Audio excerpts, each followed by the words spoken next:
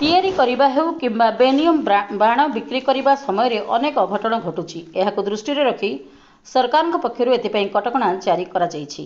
ହେଲେ ଏସବୁକୁ ବେଖାତିର କରି ବିପୁଳ ଲାଭ ଉଦ୍ଦେଶ୍ୟରେ ଚାଲିଛି ଚୋରା ବାଣ ବିକ୍ରି।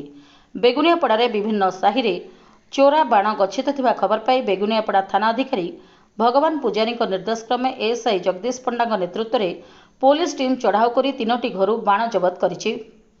ଏହି ଗ୍ରାମର ଜଗତୀ ସାହିର ରଘୁନାଥ ପଣ୍ଡାଙ୍କ ପୁଅ ରବିନାରାୟଣ ପଣ୍ଡା, କୁମଟି ସାହିର ମାଗୁଣୀ ପଣ୍ଡାଙ୍କ ପୁଅ ସୀମାଚଳ ପଣ୍ଡା, ଗୋଲା ସାହିର ଶିବଲିଙ୍ଗମ ପାତ୍ରଙ୍କ ପୁଅ ବିନୋଦ ପାତ୍ର ବାଣ ଗଚ୍ଛିତ ରଖିଥିବା ଗୋଦାମ ଘରେ ଚଢ଼ାଉ କରି ବିପୁଳ ପରିମାଣର ବାଣ ଜବତ କରିଛନ୍ତି ପୋଲିସ।